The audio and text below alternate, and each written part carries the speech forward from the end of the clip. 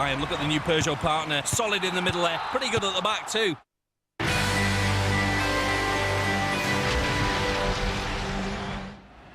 Three live UEFA Cup matches on 3 locations, and I'm pleased to say at the moment the sun is shining at all of them. First off, it's Bulgaria and Litex Lovech against Aston Villa. In the commentary box, your Villa legend Ian Taylor, and he's with John Helm. Thank you very much indeed, Colin. Good afternoon, everybody. Don't worry if you're watching football here, you've missed absolutely nothing. We've been playing for about 15 seconds. So welcome to the homely Gradsky Stadium in Lovech, a tiny town with big footballing ambitions. We'll bring you the team news, of course, as the game is progressing here. But let's see how the home side in orange and black progress down their right flank with one of their Brazilian stars, simply known as Tom. He's also called Wellington, but it sort of doesn't roll off the tongue as well.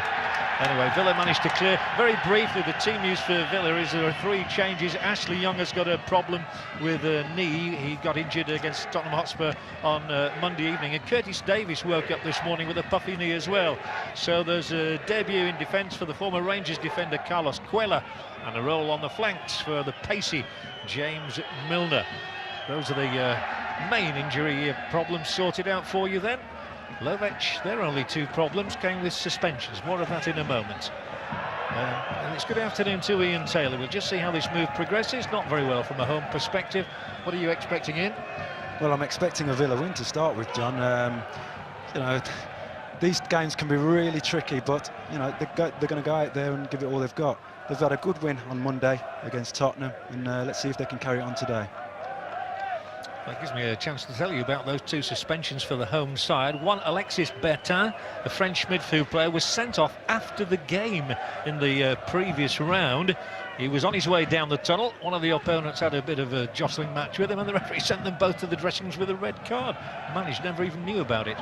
And the other player out, Petr Zanov, it's a suspension from 3 years ago when they last played against Celta Vigo, and suddenly the secretary realised that he was suspended because of that.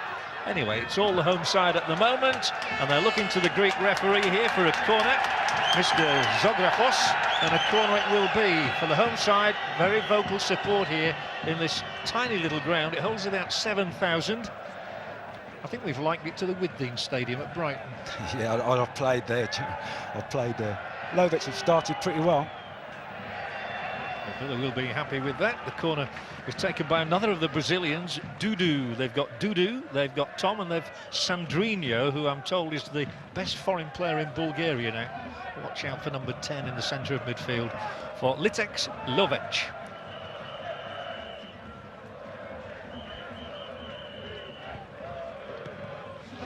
So just a reminder of that Aston Villa side then. The change at centre-back with Cuellar coming in for Curtis Davies and partnering the outstanding Martin Lawson.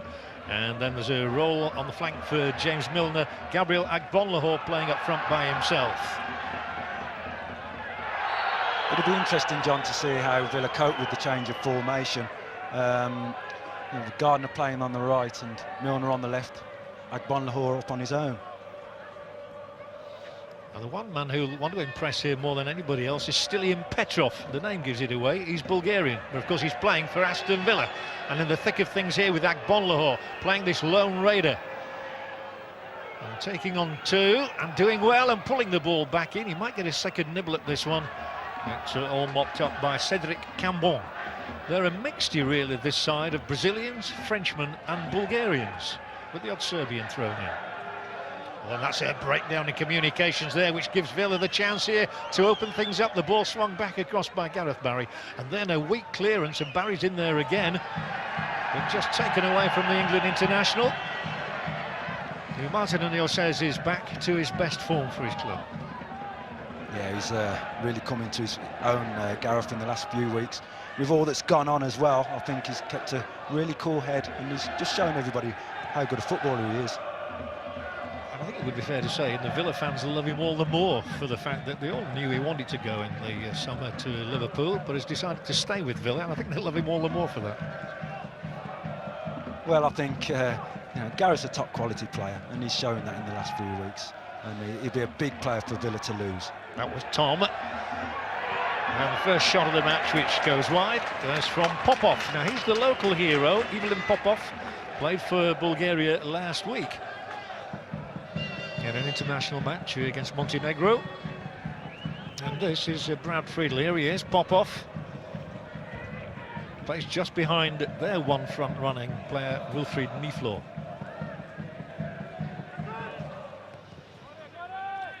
Brad Friedel loving the game as much as ever at the age of 37. I knew Ian Taylor was saying to me before the kick-off, he quite fancied a kickabout today. A return is on the cards, is it? He's a youngster compared to me, John. Gardner, another player who's brought into the side. Gardner has just signed a 4-year contract. New one, lobs that one straight through to the goalkeeper, Golubovic, who is a Serbian international.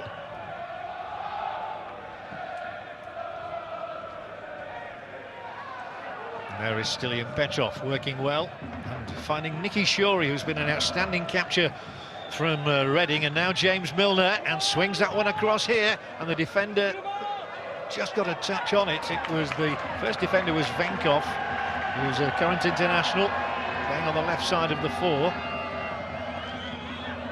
This is Dudu, a name that rolls off the tongue. There are a lot of Brazilians called Dudu, but this is the Bulgarian version. Cross towards Tom, intervening, however, was Shorey.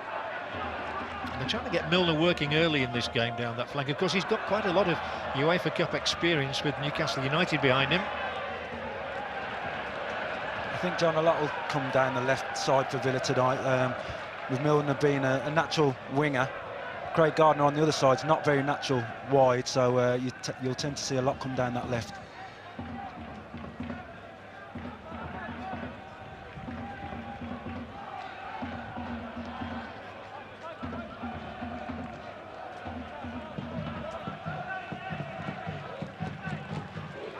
Nikolov. That is a good Bulgarian name. Plamen Nikolov. Here he is again. Tall and lanky. Smaller man is Popov. Nikolov for the 3rd time in this move.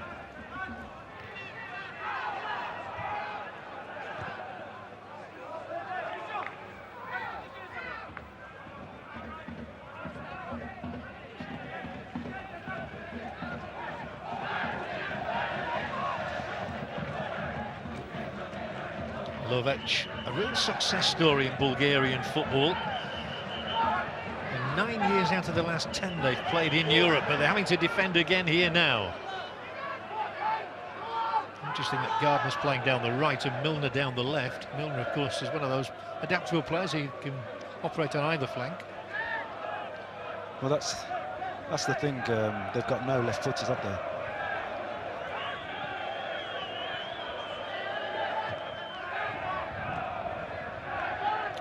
Willing to knock it around on a good surface. There were 1 or 2 scare stories going around last night. Villa weren't allowed to train on this pitch. It had been raining heavily.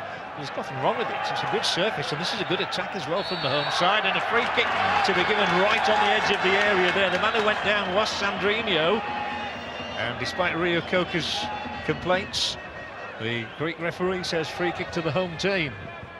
It's not a free kick for me, John. It's not a free kick, but just pokes the ball away there, Reo-Coker. I thought that was a fair tackle. It's the sort of thing that happens in European football, though. You and I were talking last night, and you found out once or twice that there are things you can't do in Europe. I wasn't going to say that, but you can't do. Anyway, to take the free kick is Ivelin Popov. Brad Friedel at the moment with the near post. Now he's hopping back across towards centre. Let's see how good Popov is and whether he's been working hard this week. He stands almost motionless. It's a good curling shot, and the goal for Litex Lovech from the local hero. Ivelin Popov, he always looked to me as though he was going to curl it into that corner, and Brad Friedel was virtually motionless. Popov scores, Litex Lovech 1, Aston Villa 0. The locals going mad on what they call the biggest match in the club's history. Well, John, I can't believe that's gone in, to be honest. Brad Friedel's right behind the wall. I don't think he's got a clear view of the ball, and it's a bog-standard free kick for me. I think he's seen it late, and it's gone right in the corner. But I think it's a poor goal for Villa to concede. Very poor goal. Well, there's a three-man wall. There are two other Villa players there. Three orange shirts ran across Brad Friedel's line of vision. Look at them go there. But it is a poor goal to concede, you're right. And Friedel throws up his hands in disgust here. It's the corner that Brad Friedel should be covering. Anything that goes over the wall, he should be able to, you know, you hold your hands up and say, it's a good free kick. Here come Villa back again. And this one is blocked out. Nikolov was an important player in there as well. He went up to try and get a little touch on the ball, but it went straight through. Definitely Popov's goal, and it's his 6th in European competition, and that makes him the record scorer in Europe for this particular club. We spoke about that beforehand as well, John, that he's a local boy done good, isn't he? And it's a great start for Lovech, a bad start for Aston Villa. Well, I can give you an exclusive here. Sunderland have got a representative in the crowd today watching him. He's already been watched by Blackburn Rovers and Manchester City, but Sunderland are represented here today. So they're keen on Mr. Popov, and he's just added to his CV. Here comes Gardner for Villa. Blocked off, no free kick. I was just talking about the pedigree of this club. They are unbeaten this season. They are second in the league currently. There is their coach, an interesting man, Stanimir Stoilov, who has had charge of the Bulgarian national side, and they won. 100% record he had, and he only was in charge for 2 matches, but they won them both, European Championship qualifiers against Belarus. And he was with the famous Levski Sofia club until the end of last season, when they sacked him with 2 games to go, and he came here and has done well. Well, that's a big blow for Aston Villa to go down here. These sort of matches are never comfortable, and this is good from the home team again as they try to break down the right with Tom. And then Sandrinho, the Brazilians combining nicely. You can imagine they're hugely popular with this Bulgarian crowd. And Martin O'Neill has a little bit to think about here. Yeah, the thing is that now they've got the tails in front, Lovech, confidence will start going, and they've passed the ball around pretty nicely up to now. They're technically good.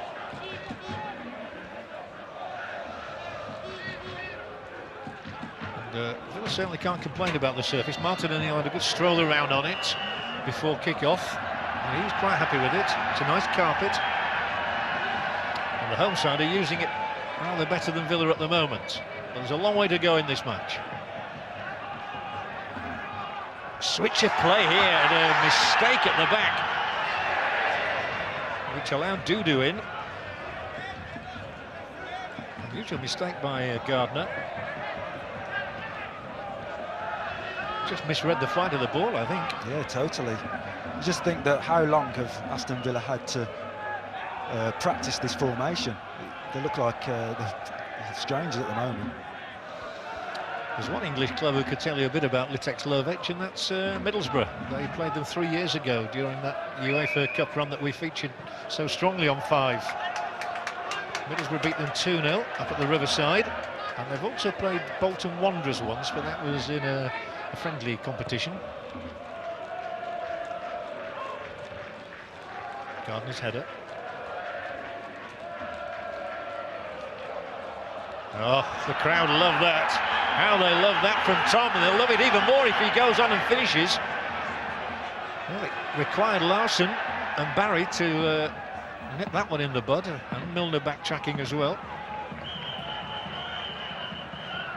Cross with Baberovic. Another current international. There are plenty of those. The ball is in here. Villa in trouble. The crowd in front of him rises. The player is barged down to the ground, but no question of a penalty kick. This is a very sticky period for Aston Villa. Tell you what, John, it's looking pretty precarious at the moment, isn't it? Villa really haven't got going. They've got down the sides a couple of times, but you let this side play by the looks of it, and they could hurt you. They've never finished below 5th in the last 9 years in the Bulgarian Premier League, which is not a bad record. They've gone out in the first round in the last 2 seasons to Maccabi Haifa of Israel and Hamburg of Germany, but they're no mugs either. Lawson, they've got to settle here, Villa. I still think there are goals in Villa tonight, today, if they can get that ball forward to Agbonlahor. He's been starved so far, but as I speak, he receives and wins the corner off Cambon. Looks to me, John, at the moment, Villa's seeking that goal. Get wide, get the ball wide, get crosses in. because they look like they've got the beating of these fullbacks. Well, it's a tight, compact little ground. Not what Villa are used to playing in. They're used to playing at the massive Villa Park compared to this. And, you know, grounds like Old Trafford and Anfield and Stamford Bridge, the Emirates, this is very different. It's like a cup tie at home, isn't it, against, you know... It's almost like playing a pre-season game, isn't it?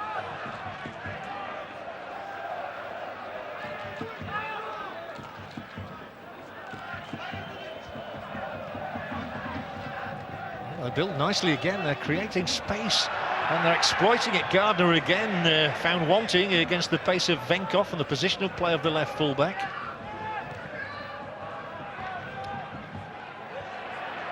And they're spreading it around. This time it's moved forward by Manolev.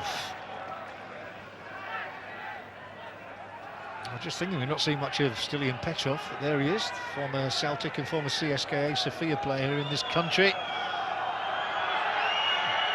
Blunders on. I think the whistle had already sounded. Funny enough, you mentioned pre-season games, and I once came to Bulgaria on a pre-season trip with Hull City, would you believe? A little programme we had called A Kick in the Balkans, which is very well named. And the coach today of the Litex Lovech side, Stoilov, scored twice against Hull City for Levski. He was delighted when I reminded him of that fact. He said they were wonderful goals, two of the best of his career. Did you not get on in that game? No, they kept me on the bench.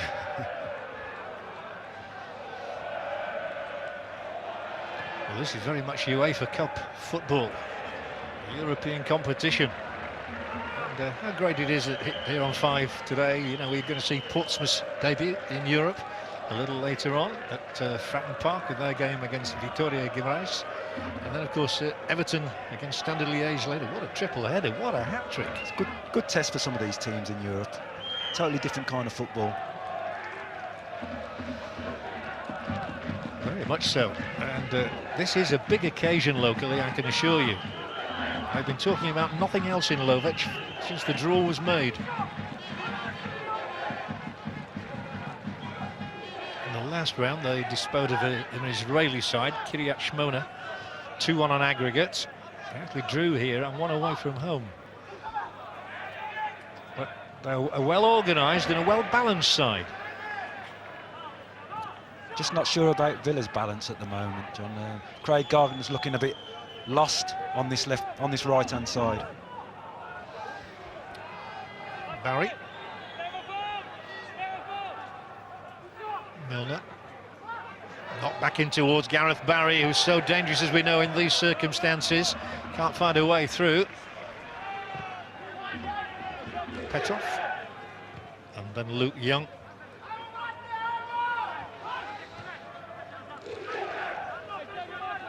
Young. And it's back with Carlos Cuellar, and just looking back to that goal, I wonder, it's Cuellar's debut, and whether he's not played much with these lads even in training, whether there was a little lack of understanding there maybe at that free kick. Maybe so, but I do think Brad Friedel's got to look at himself. He sets the wall up. He decides which side he's going to cover. Agban Lahore, lovely ball through. Chances here for a Villa equaliser. It's rolled back and it's taken away at the vital moment, but only breaks to Luke Young. He'll dink a ball back in across here. They're looking for spaces in there, and the goalkeeper comes and gets a fist to it. Well played, Golubovic. Goalkeeper did okay under pressure, but Villa getting crosses in. Probably need to get a bit deeper, more to the byline and get those crosses in, but causing them a few problems. Gradually getting back into the game.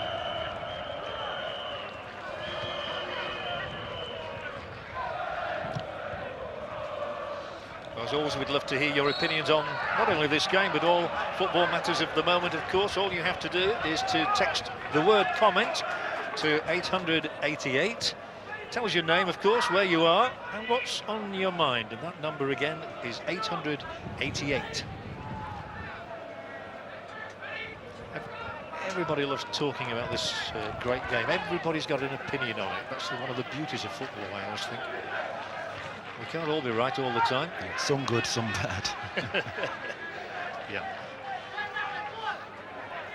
As you know, Martin O'Neill, one of the most articulate of managers. And his side might get a free kick here for a bit of a push. I'd like to know what he thought about that goal. I don't think he'd be too happy, to be honest. But I'm looking forward to seeing Queller play tonight, because it'll be the first time I've seen him play in a competitive game live. But from what I've heard, he's a very good player. He's pacey. He played in the Uefa Cup final for Glasgow Rangers last season, of course. Here they go again. It's every time they concentrate down this left side with Venkov that Villa seem to be in trouble. Not quite sure that Craig Gardner's settled it as yet. Yeah, it's a position he's not used to playing, John, and it looks that way. Communication's a bit down between him and Young at the minute. I wonder if they might swap him and James Milner at some stage. Maybe so. I think James is more comfortable on this side.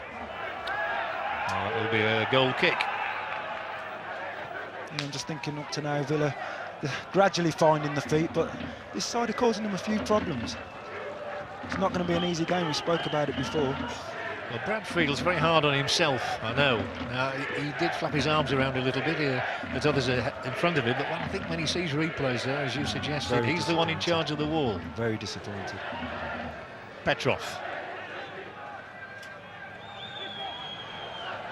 Here goes Agbon Lahore with all that pace of his, pace to burn. But a very calm clearance from the backtracking Baberovic, who is a Bosnian international. He actually played against Spain a week ago, so he's probably up against Fabregas and Veer and all those wonderful players who won the European Championship final. That's the thing, you look at their team and they're no mugs, are they? International players in there. 4 of them in the starting lineup.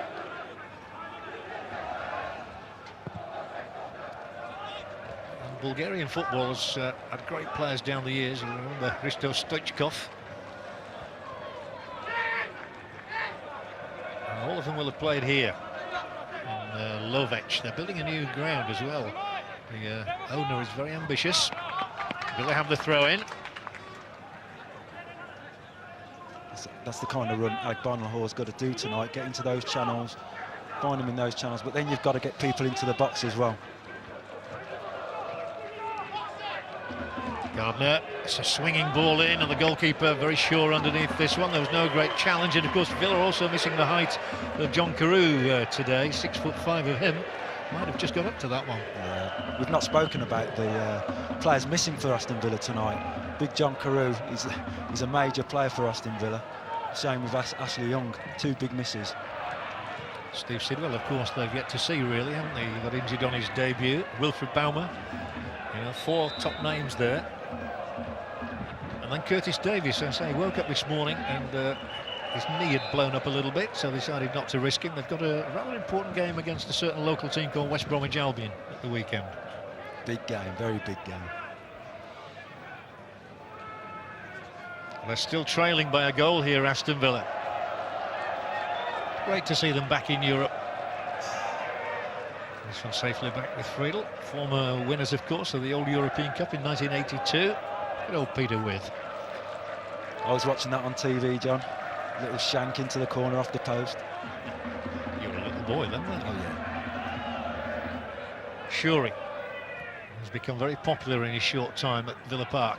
Barry, long ball over. Agbon Lahore's pace might just get in here. 2 Villa players going up alongside, calling for the ball. The cross was not forthcoming. Gardner wanted it. So did Reo-Coker. It's in there now, and Barry glides in, but the flag is raised. It will not count.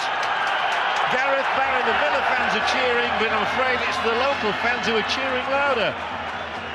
The ball was put into the net in typical fashion by Gareth Barry. It won't count. Couldn't really see that, John, whether he was offside or not, but it's a good ball in by Milner, similar to the free kick. Look how Barry's made the run. Brilliant run, typical of him. Let's have a look at this. Oh, he's given Gardner offside, hasn't he? He's given Gardner off, yeah. Given Gardner offside, but Gareth Barry's made a late run from deep. Should count, really. Woof. We're going to get into contentious areas, aren't we, there? Is he interfering? Is he active? All those silly questions. Taken away by Petrov. This might be even more promising for Villa. They're 4 up here. Agbonlaho's pace again, very much to the fore. May do it all himself here. It's Gabriel Agbonlahor, and he's just pushed out of the way. And that is good work by the centre-back Cambon. Decent defending there by the defender, but Gabby getting into that channel again. That seems Villa's way to a goal at the moment. Agbonlahor into the channel. Well, Martin O'Neill could have done with that equaliser from Gareth Barry there. 1-1 would have looked so much nicer with the away goal. One of the great thinkers of the game, Martin O'Neill. It's the first time Villa have ever played a Bulgarian side. Despite many matches in Europe, this is their 79th, but their first in Bulgaria.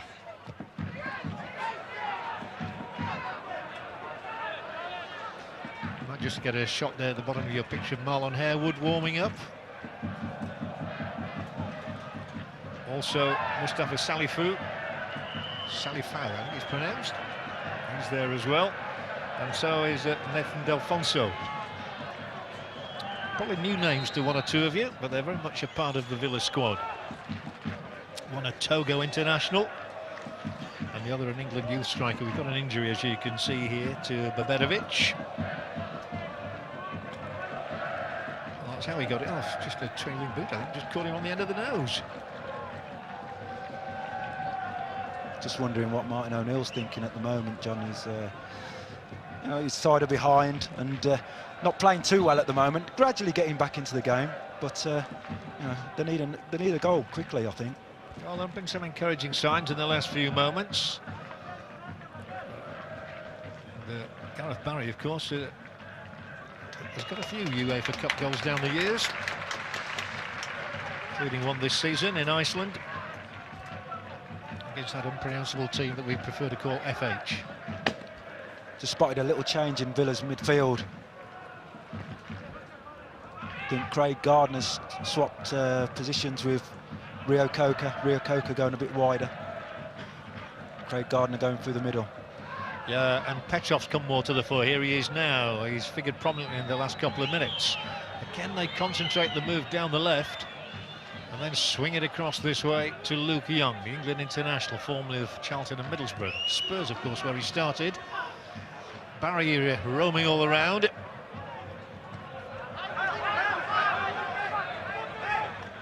Brave header, Cuela. Doesn't mind putting his foot in where a boot may be. Gets across well. But you could tell that Craig Gardner wasn't too comfortable playing on this right-hand side, so they've swapped him with Reo-Coker. Nikolov. No, that's a lazy ball, that's a sloppy ball. I mean, it means the right back there, Manolev, has to go back a long way to collect it, and it enables Villa to push up. Well, they've managed to extricate themselves.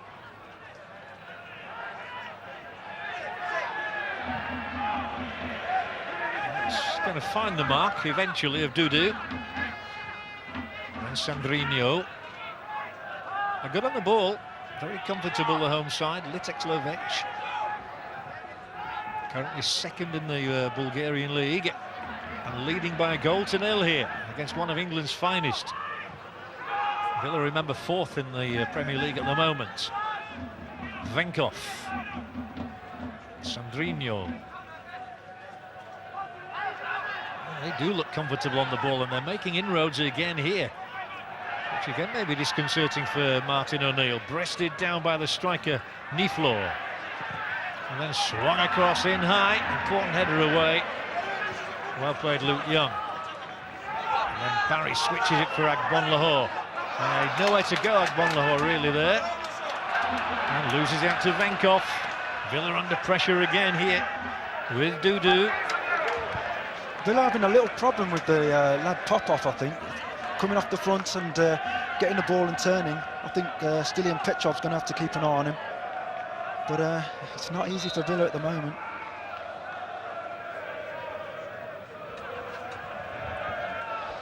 Well, taking the time over this throw-in, which eventually will be delivered by Venkov. Brad Friedel not had a great deal of work to do, but of course he's had to pick the ball out of the net once already.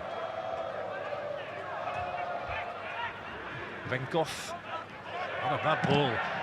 Again, a crucial challenge one. He sort of lost his whereabouts, Sandrinho, there. To enable Luke Young to clear. Could be a long-range try here. It's way over the top from the right boot of Manolev.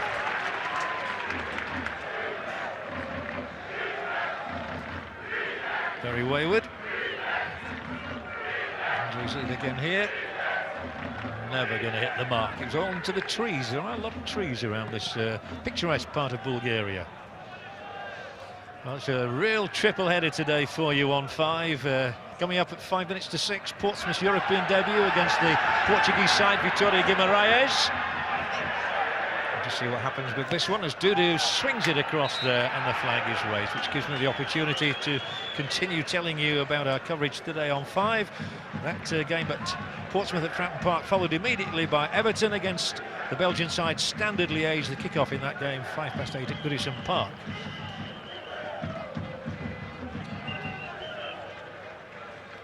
Villa just in danger of getting stretched again there. Maddie, he's such a deep thinker about the game. He'll already be plotting the half-time team talk. Oh, definitely. I think there's a few things to talk about as well. I think Villa haven't got to terms with the formation that they've had to play tonight.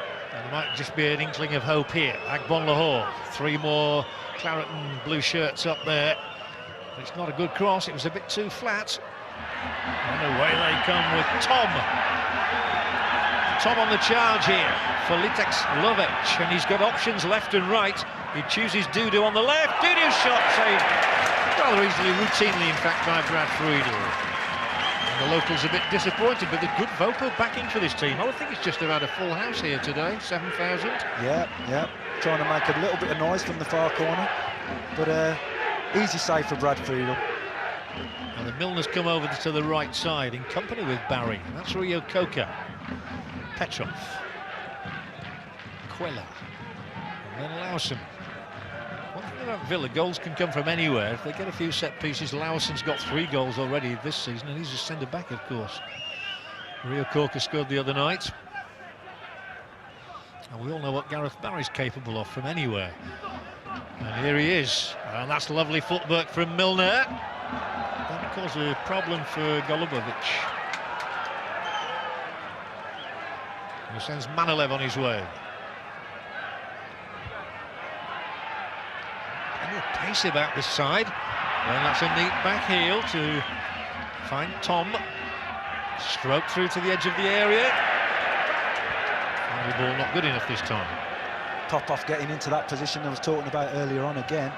I think someone's going to have to start picking him up because he looks a pretty dangerous player to me. He's not a bad player.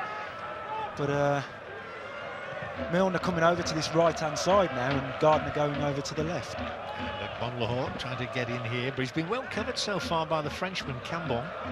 Milner's calling for it down the right. Instead it's switched through the centre and in towards Agbon Lahore once more.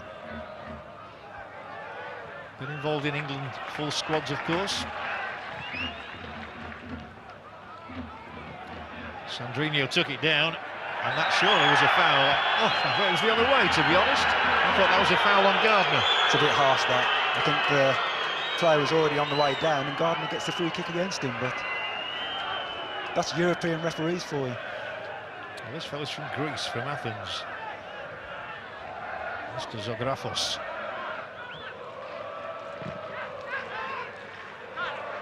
Quella first to this one. Good play from the centre-back from Glasgow Rangers, a Spaniard. Now the back pass isn't on here. Managed to cut that off. Still manages to work it away, and so far they've done okay defensively, the home side. And now they look to do all right in an attacking sense. He's very lively, Tom. He's got good feet. You'd expect that of a Brazilian. Slides it to his left for the other Brazilian, Dudu. Gets the corner. Necessary challenge from Young. I've been pleasantly surprised by Lovech, to be honest. They knocked the ball about, got into good positions, scored a decent goal. But I'd not be happy with the way Villa are performing at the moment. Well, the home side are happy. They lead by a goal to 0 on, I say, what they call the biggest match of their entire history. And they've been going over 80 years. And it's back into the danger area, away by Barry, further away by Reo-Coker. Lahore, there's a slip ahead of him, might just open things up, and Reo-Coker's got up there too. What's Agbonlahor going to do here? He'll go alone, and he's running out of time and space and options. Now there are half a dozen orange shirts back.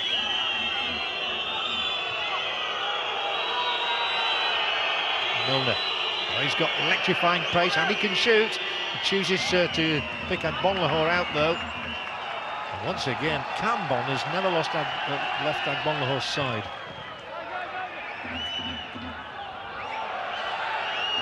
It's better from Villa. He's controlling the situation a bit better.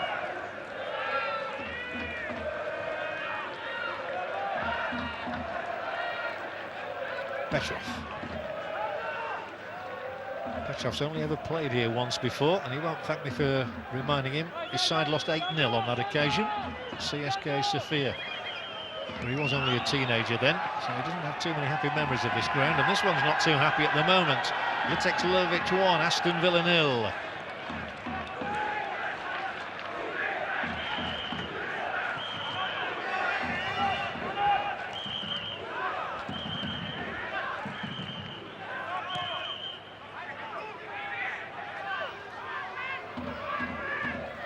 On the line, Young, but straight out. Do you think they're missing Ashley Young? Definitely, John. He's a great outlet for him wide. You can just give him the ball and he can dribble and go. But there's only James Milner on the left trying to fill in there. Doesn't usually play on the left-hand side, prefers the right. So I don't think they've got quite the right balance at the moment.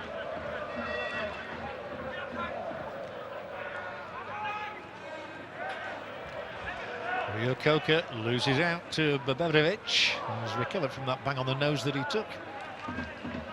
Bobevrevic is filling in an unfamiliar role as well today due to that suspension of the Frenchman Betin.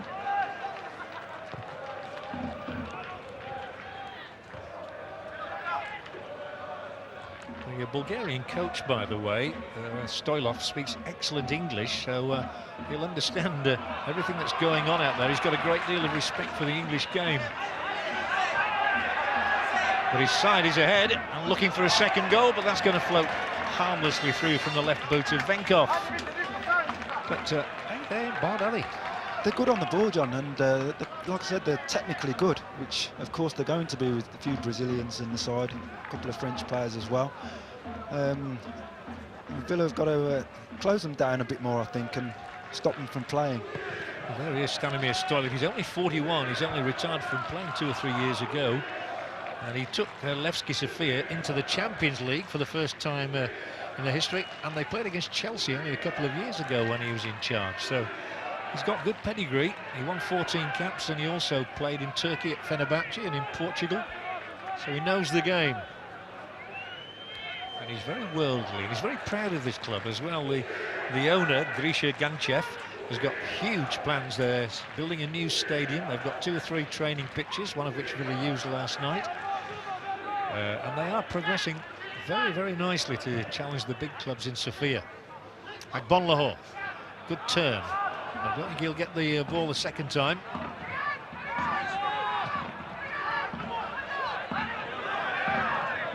Here they go, storming run through the middle from Bobevrevic.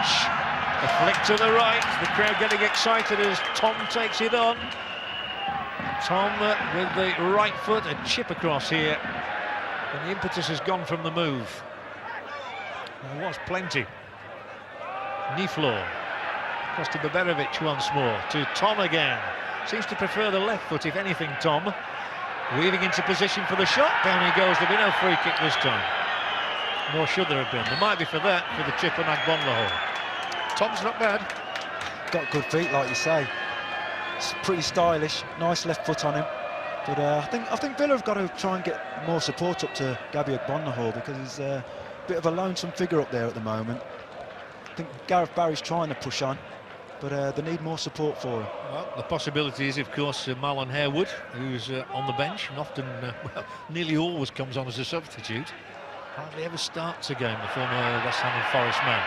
They come forward in droves, the orange shirts again. Once more, Tom to the fore.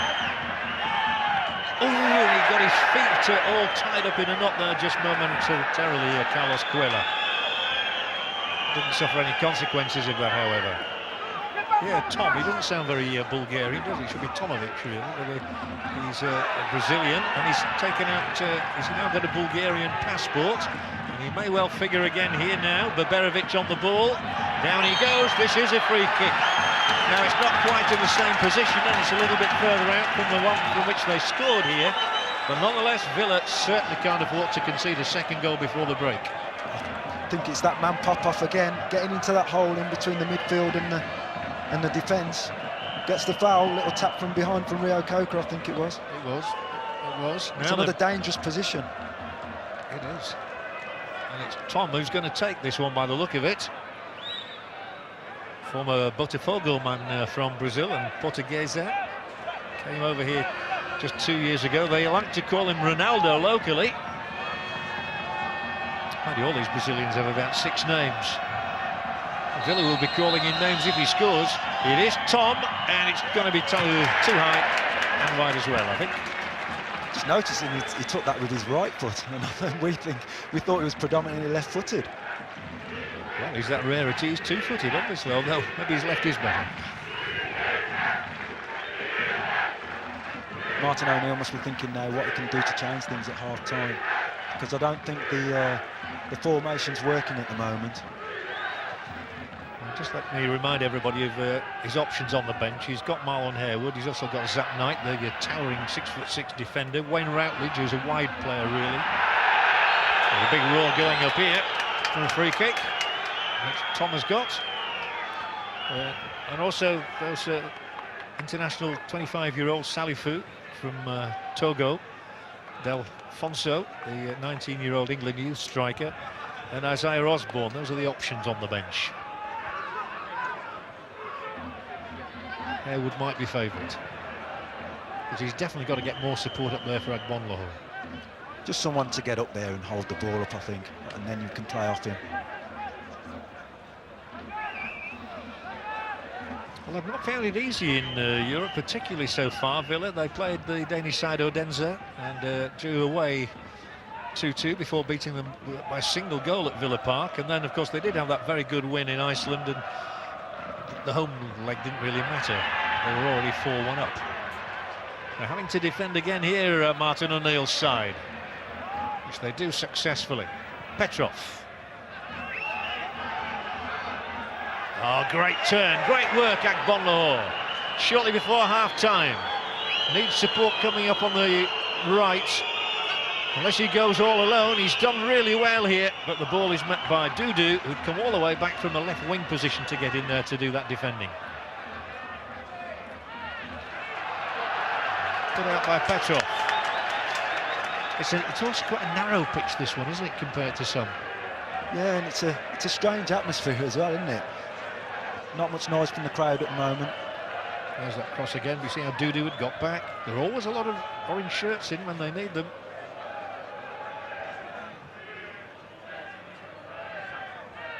Larson away. Further forward from Nicky Shuri.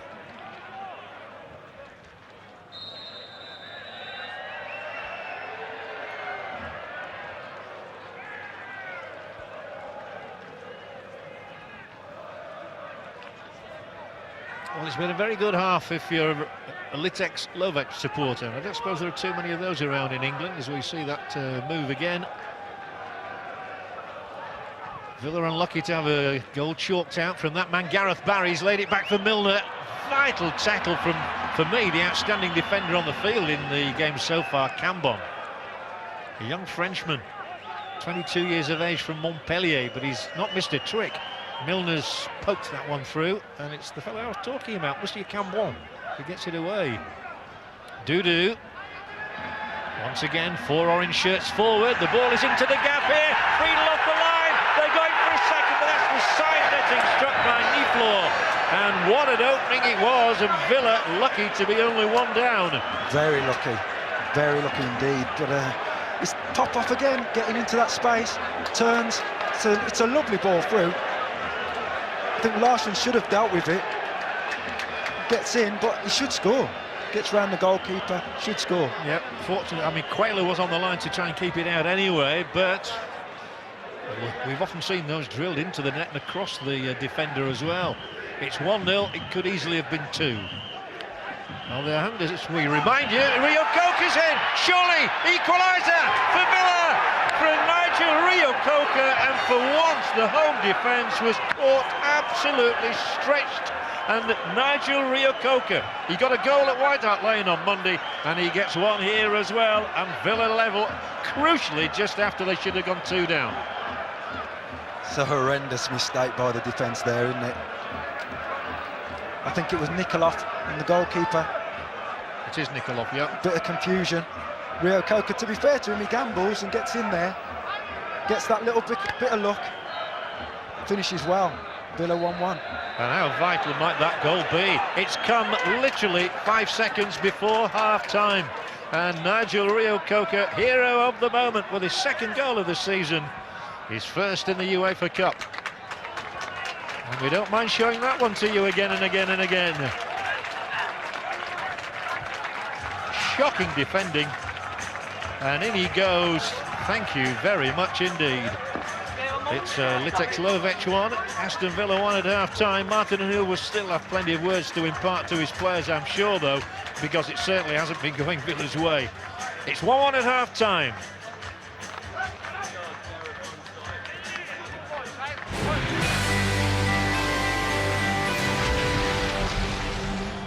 The new Peugeot Bipper, he can do that for the whole 90 minutes and extra time too.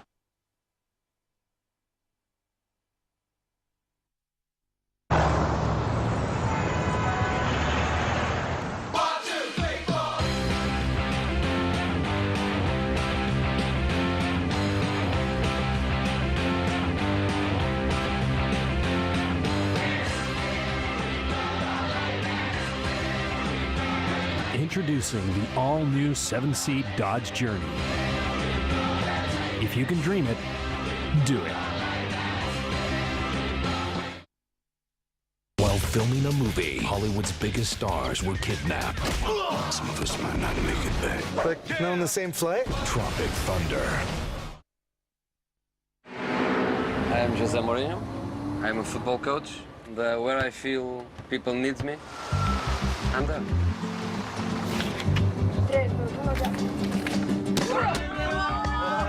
I think they need to meet big players. Give the soft, you can put another one. I think they need to feel big atmosphere. And hopefully the one upstairs pointing at you and say you will be also a great player.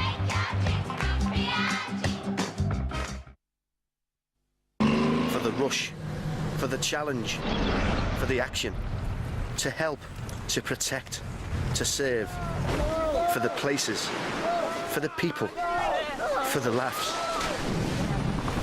With compassion, with courage, with confidence, as a unit, as a team, through it all together. Hear from soldiers about life in the army at armyjobs.mod.uk. Some people will like surfing the internet really fast. Some people will like downloading files really fast.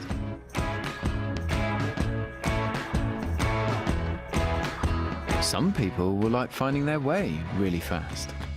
But pretty much everyone will like the new price.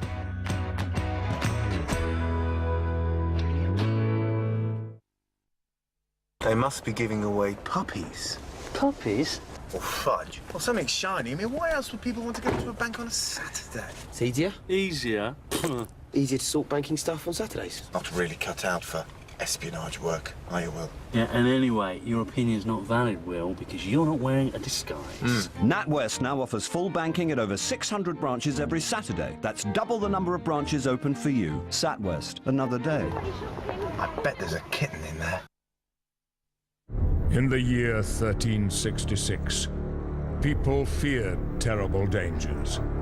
They believed the earth was flat and the sun set into the sea. So when the citizens of Leuven set out to create the perfect beer, they risked all to gather the ingredients.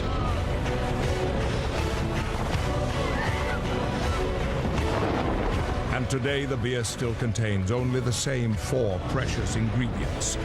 Dare you brave the dangers they faced? Take the challenge of 1366 at stellaartois.com.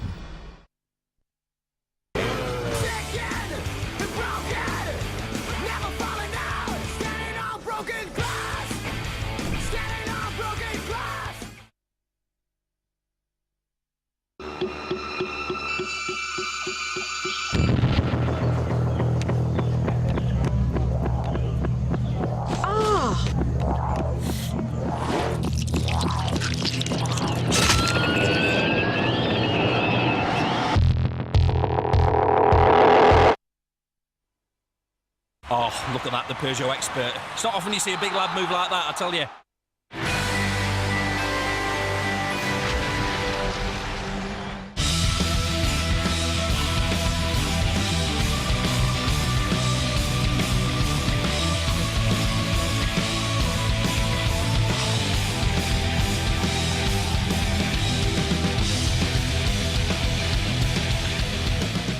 Well, Goodison is our base today for a third of 3 live matches with a bit of history in the making with Portsmouth in between. But so far, 45 minutes of trouble. Not the start we wanted in Bulgaria in Lovech. Saving face at the last moment stand with a late goal from Reo-Coker. But quite simply, first half for you, what went wrong? It was a mixture of two things. I think that Villa, the tempo was very poor. They didn't set their stall out to get in Lovech's faces.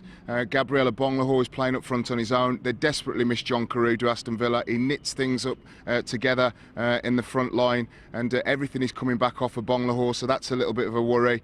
And for Lovech, the Brazilians, Tom, Dudu, Sandrinho, and Venkov down the left-hand side have created lots of problems. There's some big names we talk about with Villa all the time. Carew might not be one of them. What does he bring to them? He holds the ball up. If you see in European football the likes of Drogba and Torres, when they play for their respective clubs, when the ball comes up to them, they hold it and give themselves a platform for the midfield players. I mean, Villa are overloaded. They've got Barry, Petrov, all players that like to get forward. It's just coming off a little bit too simply for me off Gabriel Bonglahor. Well, Stan and I have been enjoying a wonderful mild day pitch side here at Goodison for a third game, while Pat Nevin has been tucked away in a production truck, pouring over the first 45 minutes to give us some detailed analysis about where exactly it's went wrong so far for the Villa. Well, I have to say one thing. Aston Villa have had a great start to the season, but they've not had a great start to this game. We've seen a lot of sloppiness right at the start. And the first person who was actually at fault was our man Nigel Reo-Coker. Now, he's got to go and tackle there. If he doesn't tackle, he's got to get back into that area. He doesn't tackle, and he doesn't get back into that area. And Sandrinho will make 30, 40, 50 yards. And until then Reo-Coker, give him his due, he makes the tackle. And for me, that's a clean tackle. But the referee doesn't see it that way. It's now in a dangerous area. Now, questioning there whether the wall was actually set up the correct way. Look at the goalkeeper here, Brad Friedel. Brilliant goalkeeper, fantastic usually. But if he moves to his left at all at any point, then he's made a mistake and he's off balance. Ball moves, keeper moves to the left, he's off balance. So he'll be extraordinarily, as they say in the business, disappointed with that one. So they had to try and do something to get back into the game, and I think the pitch was probably tilted in this first half because everything down the left-hand side, it was Milner, Gardner, Barry, even Bonglahor, time and again, down the left-hand side, creating chances there. So, I mean, if they had, just as Big Stan was saying there, if they had Carew centre forward in the middle there, I'm sure they've got a few more goals. They actually got the ball in the back of the net here, obviously, but it was knocked off. But that shows you where all the danger is. But that man, Martin Anhil, he's slightly disappointed just now, but I think he knows what he can do in the second half to even change it further. Thanks, Pat. Well, May Amazed raised a smile going towards that dressing room right at the death. Obviously, Aston Villa are not likely to have the measure of this team, but this was a gift just before half-time. Absolutely, and the ball was just played forward, I think, from Gareth Barry, and it drops in the goalkeeper. What he's doing there in no man's land, should have had a clear shout from his defender, and Nigel Reo-Coker just nips in there, and his good work against Tottenham, where he scored the opener, is followed up by a goal in Lovech. Good finish, but you have to say, what is the goalkeeping about there? Absolute calamity there. Well, listen, what a proud day today it is down at Fratton Park in the South Coast for the fans of Portsmouth, for the players, and none least this man who leads his team into main European competition for the very first time in their history. And Harry Redknapp is with Andy Clark. Harry, it's a fantastic day for everybody connected with the club, a huge achievement to get into Europe. Now you are in, you've got to make the most of it. Yeah, looking forward to it. It's fantastic to actually take Portsmouth into Europe. It was a dream come true, really. So, as you say, we've got a difficult game tonight. These are a good team. We've had them watched and got good reports on them, and they've got some very good players. So it'll be a tough game. The progress has been fantastic, from nearly going down to winning the FA Cup and now this. I'm sure there's a lot of fellow managers who'd love to know what your magic formula is, because there have been no shortcuts or risks taken here, and compared to a lot of so-called bigger clubs who aren't in Europe, you've spent very little. Well, good. We bought quality players in. You know, I've had good backing from the owner, and you know, he has backed me in the transfer market, and we have. You know, for a club that only gets 19,000 people, can only hold 19,000 because the stadium's small. You know, without his backing, we wouldn't have been able to build the type of team we've built. But we have built well. There's no doubt about that. You know, we've not always had the financial backing of Mr. Guy. We've bought good players in here, and that's the only secret, really. It's all about good players. The game's never changed. It's not about anything else. You get good players, you've got a chance. You've had a tough but good start to the league programme. Yeah. If you can take your current form into tonight, you should hopefully go to Portugal in the driving seat. Hopefully. You know, I'm looking for a big atmosphere here tonight. Full house at Fratton Park, great atmosphere. Hopefully we can get a good lead to take out to Portugal. Well, good luck. Thanks for talking to us. Thank you very much. Thank you. Harry. Well, the players are already here, the likes of Kanu, Crouch and James. If they start, will be written into Portsmouth's history books forevermore. But before that game, a job to do for Aston Villa in Bulgaria. Second half is next.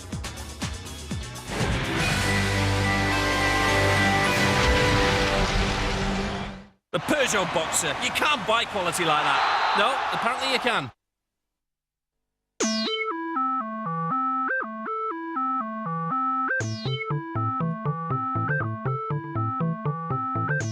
You know how grip works. You know just how much to use, how to change it, and when you need it most. It's instinctive. At Audi, we use grip this way too. We call it Quattro. Independent grip, intelligently applied. In the U.S. smash hit, Robert De Niro. I've been a cop in the NYPD for over 30 years. Al Pacino. Okay, I'm the killer. I show up at your door. My name is David Fisk, detective first grade. You may not remember me now, but I guarantee you'll remember my name for the rest of your life. Righteous Kill. Do the perfect trick without messing up your hair. Indestructible glue from Studio Line. Concentrated in fixing agents for extreme hold. Flattened, roughed, or crushed. Hair bounces back. It does the trick every time. Indestructible from Studio Line.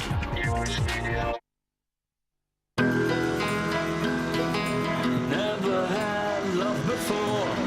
Never felt so secure. Since I saw you taking a breath, what have I done? Now you're hiding.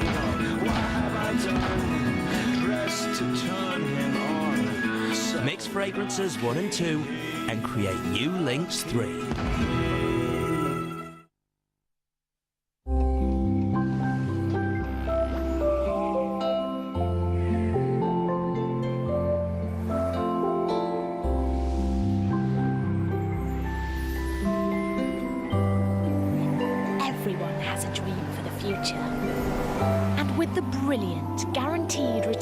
From a Bradford & Bingley 12-month fixed-rate bond, your dreams can find a home. Rest assured when you save with Bradford & Bingley.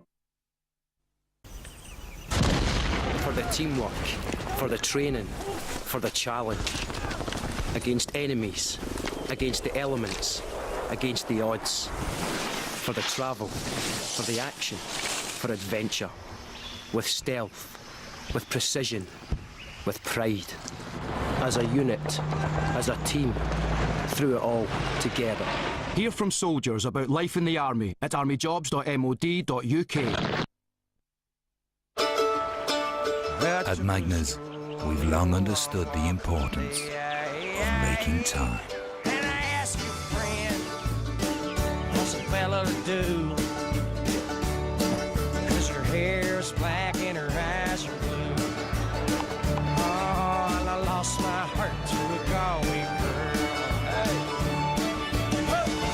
Magners Irish Cider. Time dedicated to you.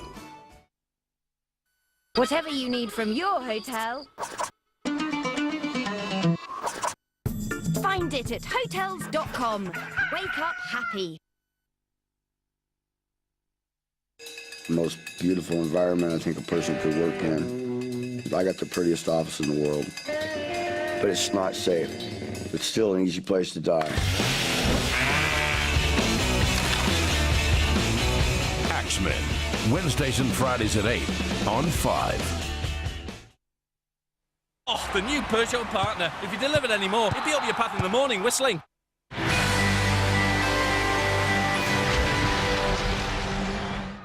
It's football all the way in 5 today. We're in Bulgaria for the first of 3 games. It's Litex Lovech who are holding Aston Villa to a 1-1 draw so far. Stan Collymore will expect more and no doubt will get it. Absolutely. I'm just wondering whether Martin O'Neill might decide to throw Marlon Harewood on. A bit more of a physical presence up front, play 2 up top and sacrifice one of the midfielders. Important second half for Villa. I'm sure Martin O'Neill would love it if they beat them. Let's get back to our commentators. Ian Taylor and first John Helm. Thanks very much, Colin. Thanks, Stan. Funny enough, Marlon Harewood and the rest of the lads were warming up on the pitch at half-time, but not very strenuously, just knocking the ball around. You can probably see some fans right outside the ground there, up amongst the trees, looking down onto the pitch. That's how much this game means to the people of Lovech. Perfect timing. We're underway in the second half. There are no substitutions, so both sides starting the second half as they started the first. It's only a little town, Lovech. About 40,000 people live here. I'll be careful what I liken it to, really, but I think it's smaller than any town with a professional football club in England. League club, that is, of course. Almost a non-league feel to the stadium. As I say, they do have plans to build a new stadium which would hold 12,000. So here we see this outstanding Brazilian player, Tom. He's had a good first half, and the first free kick of the half. Hasn't been a single card and barely a stoppage in this game either. There was no time added on in the first half. That foul was on the right fullback, Stanislav Manolev.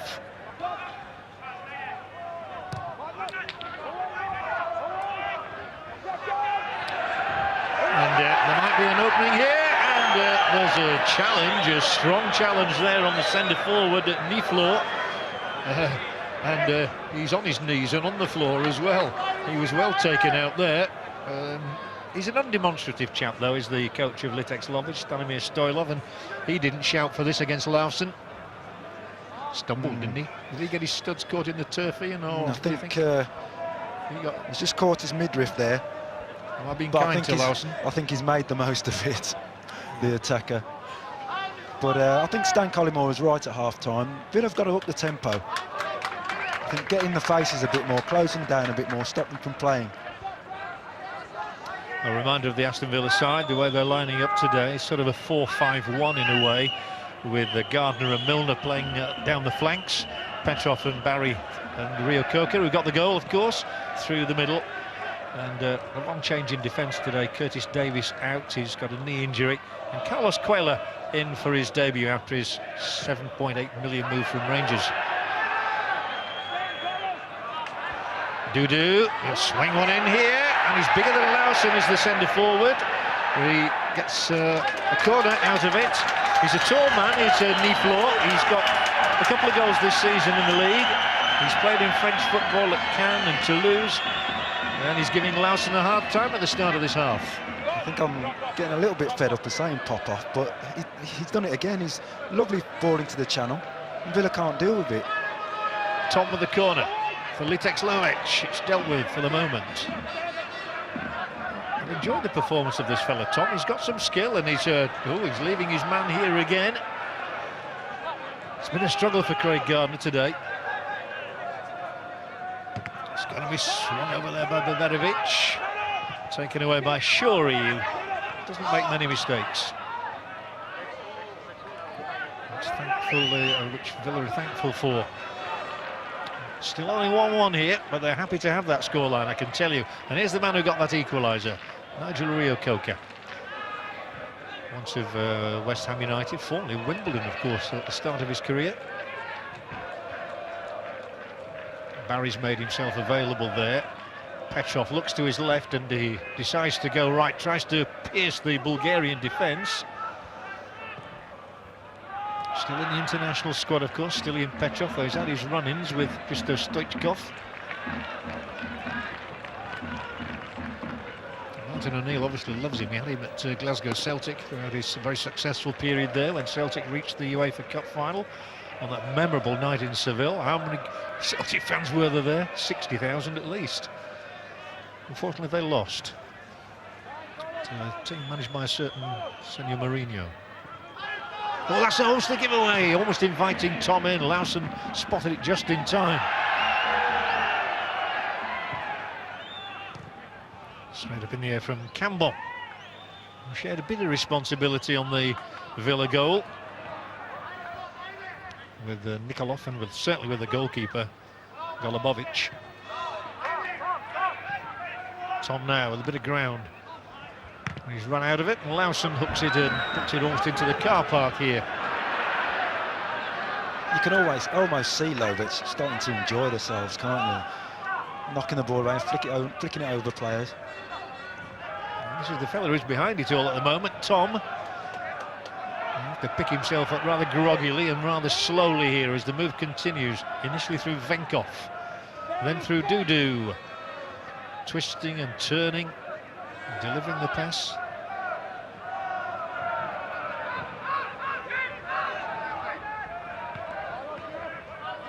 They're all full of flicks and feints at the moment. Good strong challenge from Stiliyan Petrov. 29 now, 75 caps he's won for this country that we're in today, Bulgaria. Gone out. Right under the nose of the official over here. He's got one of the longest names I've ever seen, I think. Athanasios Nikokopoulos, something like that. Wish I had tried that. He's Greek. This is Gareth Barry, who's very English. Oh, that's not a very Gareth Barry-like pass. He's given it away and served the opposition, fortunately. Everybody sort of went to sleep a little bit there. Reo-Coker's very alert, however, testing his pace there against Venkov. I think you're right, John. It's very unlike Gareth Barry making a pass like that. I think that sums Villa's day up so far, to be honest. Bit sloppy now and again.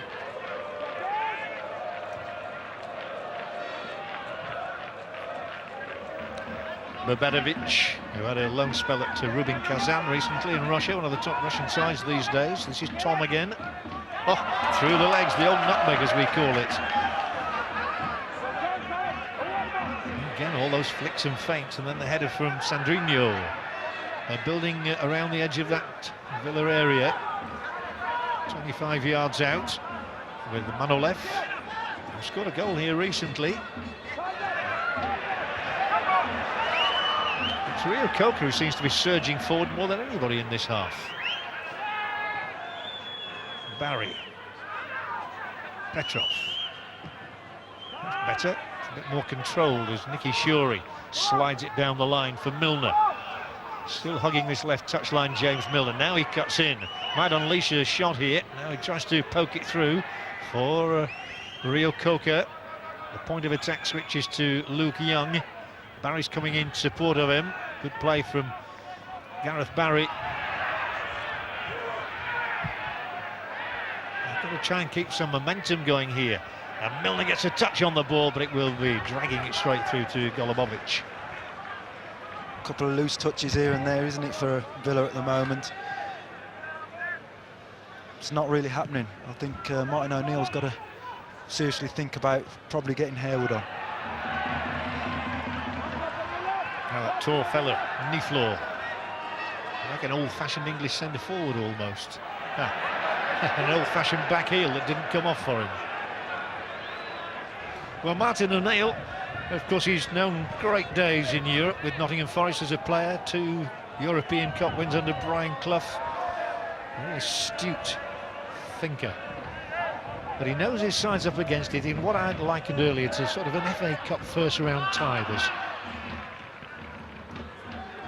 And you're the visitors, and it's up to you to see off the minnows. And that surely is a free kick for Akbon Lahore. It's been a very friendly match. Oh, it's a yellow card, the first of the matches for Cambon. Yeah, a little tap from behind, I think. I think it was deserved. But Villa have just got to up the tempo for me. Yeah, Cambon there, who played in the same Montpellier junior side as Abu Diaby and Younes Kaboul. Since gone on to make careers for themselves in England, of course, at Arsenal and Tottenham. Free kick from Milner here for Aston Villa. Looking to be ahead for the first time. It's a curler, it's into the danger area, but all the way through. It's very similar to the free kick from which the home side scored, except that their goalkeeper grabbed this one. We've seen quite a bit of that tonight, haven't we? Free kicks curled in onto the goal. It can cause all kinds of trouble, but not for the keeper there.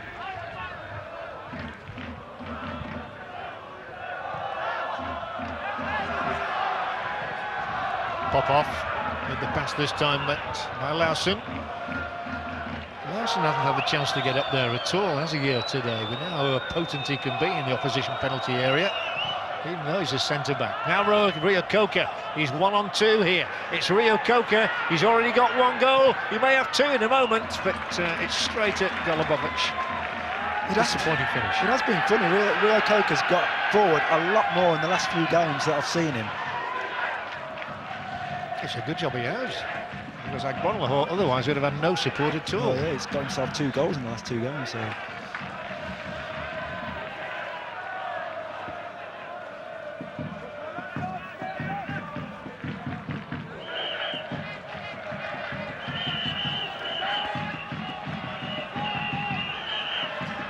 Here they come.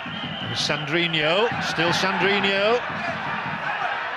Danger here to Villa with Dudu. There are 4 orange shirts in the penalty area, but Dudu fails to get the ball across. And it's that man again, Reo-Coker. And straight out.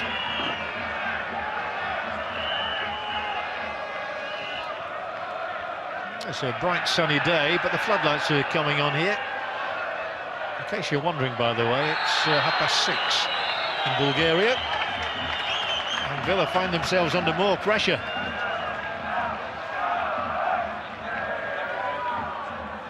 Well, Reo-Coker is at the heart of absolutely everything in this game at the moment. This is a perilous position, and they do bring up several players. The likes of Manolev. Popov's in the area too. So is Sandrinho. The coach is pointing out 1 or 2 things across there before the free kick is taken here from Tom. Swings it across, well headed. Venkov. And it goes, and there again, he is dependable, Nicky Shorey. And you can see it's sunny from the length of the shadows.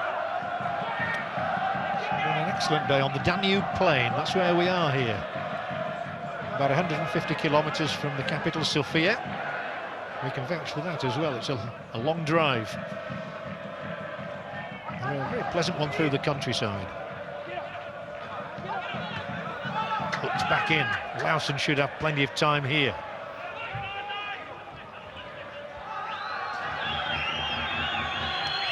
Going nowhere for the moment. Quella. Settling to life with a new club. It always takes time for a player to settle in, no matter how experienced. Milner slides it through for Akbon Lahore. 1-on-1 here. And this could be real trouble. This is surely a card. And if it's Cambon, well, it could have been red. Yes, surely has to be a free kick. Goodness me. I think about John Terry the other day. I think he'd have gone on to get a try then. Well, he's already been booked as Cambon. That's got to be another yellow card. Well, it's got to be, surely. When he picks it, the referee's not reaching to his pocket just yet. The Villa players are looking a little bit perplexed here. Maybe he fears what he faces once he does come round. Cedric Cambon the French central defender. The referee, well, he's not even allowing anybody to come on to treat him either. This is the most unusual. Yes, now they are. After a very lengthy delay there, the physios, and there are 2 of them, are allowed to come on. I think Cambon knows. He knows he's getting that card. Well, he knows he may have to do some reorganisation here, does Stanimir Stoilov. But referee Zografos has a big decision to make here. And of course, he wants, if he is pulling the yellow and then a red card out, he wants to show it into the face of the player, who may be going off on a stretcher anyway. Well, these are the funny quirks of football. The referee advances a little closer, and he's turning him round. He is showing him a yellow card, and he'll produce the red any moment now. And Litex Lovech are down to 10 men. The crowd are a little bit stunned around me. I don't think they realise what was going on there. But Cambon's second, and he can hardly complain. As you said, I think he was well, he's certainly stopping somebody scoring a try. He's off. So they're down to 10, and so the manager can't bring on anybody else, of course, for that, but he's got to plot how his team are going to play for the rest of this match with 10 men. We said how well he'd played, Cambon, in the first half. He had done well, but, you know, Gabriel Bonho getting into those channels, he lets the ball run across his body. There's just no way you're going to catch him, is there? And Cambon, it's a major problem for him, and he's had to go. Well, having had no injury problems whatsoever during the course of the first half, we've now got a couple. Anyway, it's all good watching for the fans here.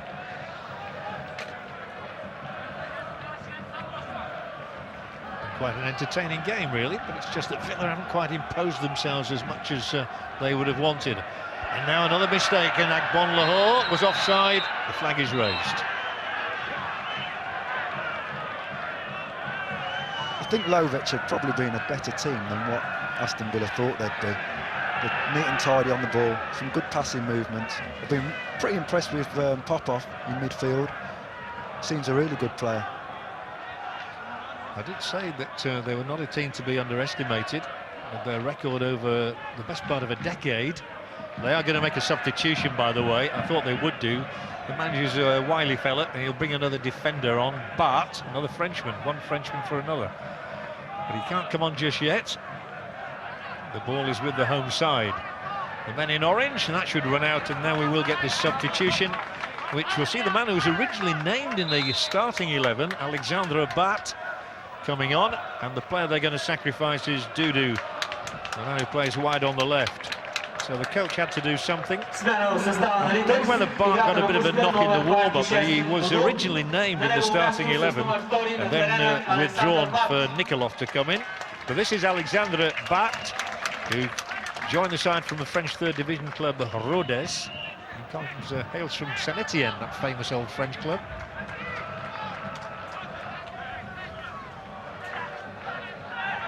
Petrov.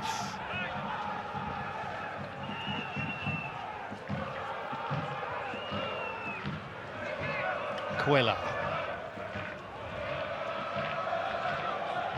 He'll be enjoying playing in this competition again, having gone all the way to the final at Eastland at the City of Manchester Stadium last season. Unfortunately, Rangers didn't perform too well in that match and lost out to Zenit St. Petersburg, who of course beat Manchester United the other week in the Super Cup in Monte Carlo. Luke Young pushes it into a gap, but the first man to react and come back was Sandrinho. Here they go again. It's the charge of the Orange Brigade. And there are plenty of them. Verbenovic, though, it was a poor first touch from him. Stymied the move just a little bit, slowed it down. Manolev tries to pick up the pace again. Just for a moment, I thought Petrov was going to dispossess him. Still marauding all the way across the field from one side to the other. And, still the chances appearing, and Friedel does a brilliant job for Aston Villa there in steering that one to safety as Niflor came in for the kill. And Bart does a good job in winning his first touch as well. There was a foul there, surely, and the referee's given the free kick. to Litex Lovech and against Petrov, who shakes hands with his opposite number, exactly number 19, Niflo. Lovech, they're a man down, but they're still, Villa are really making hard work of this. Lovech still think they can score a goal, and they're still going forward, even though now at 1-1, they'd probably take that result. I'm not sure what the Bulgarian is for come on the 10 men, but I've no doubt that's what they're shouting. Beberovic.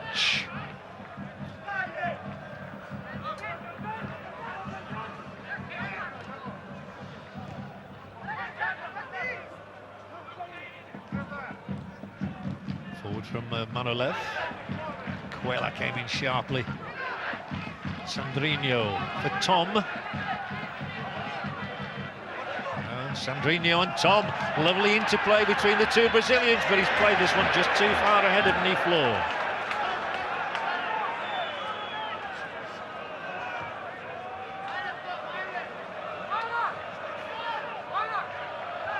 Here it is once again. He's got good feet, as we said early in the match. The final ball disappointing from the Brazilian that time. Shuri for Villa, down the left. We've got a plethora of Villa substitutes warming up right now, so you can take your pick from Knight or Harewood or Osborne. This is Quella.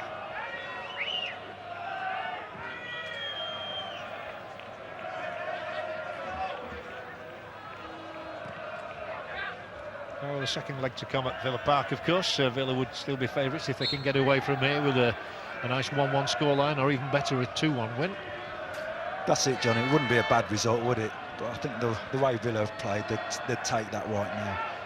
I think Martin O'Neill would be honest enough to admit it's not been a vintage performance. Marlon Harewood's about to come on, by the way.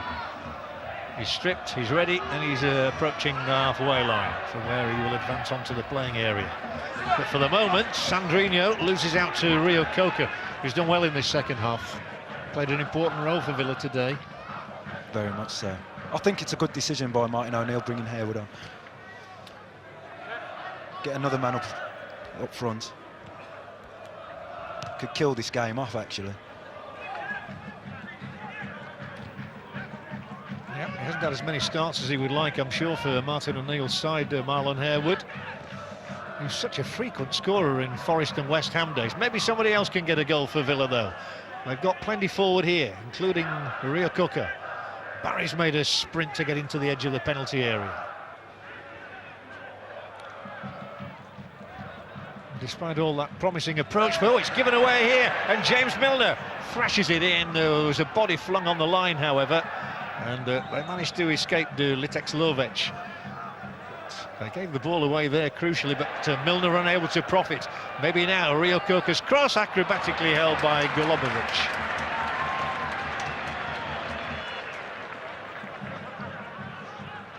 Lovech starting to make a few mistakes now, John. You know, they've put a lot of hard work into the game, but they're starting to get a bit sloppy now. They've got a game coming up on Sunday as well against one of their local rivals, Chernomorets.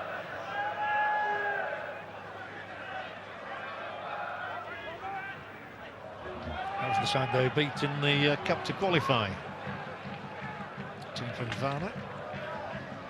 Quella for Villa. I wonder how often we'll be saying that during the course of the season.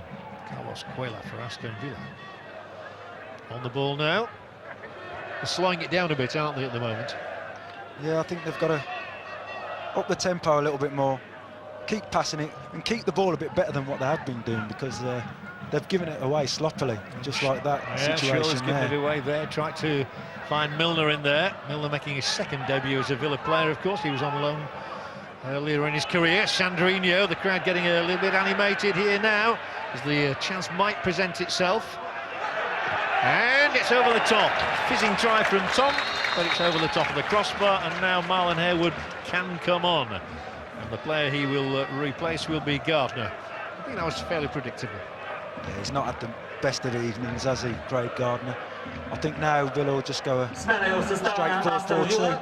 With Marlon Harewood playing up alongside Gabriel Bodenholm.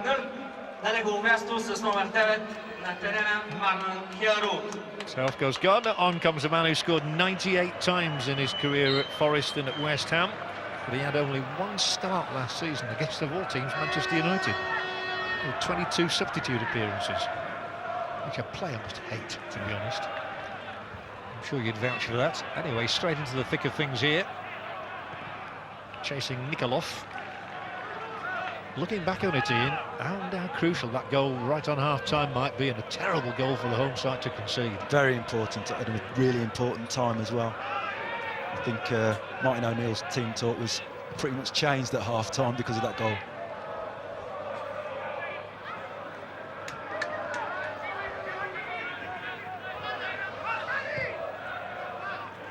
That's in there, and Harewood's hustling, and he's caught off.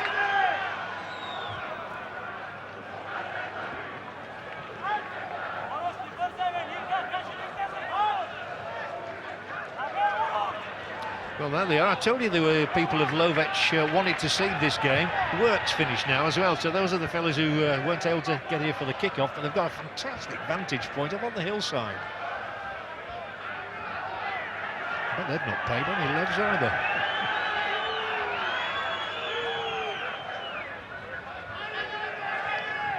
Barry's ball. Not a bad one. Reo-Coker will latch onto it. He's got Harewood in the middle. He's got Agbonlahor in the middle as well. And it's aiming towards the two of them. And the new central defender there, Bat, gets it away.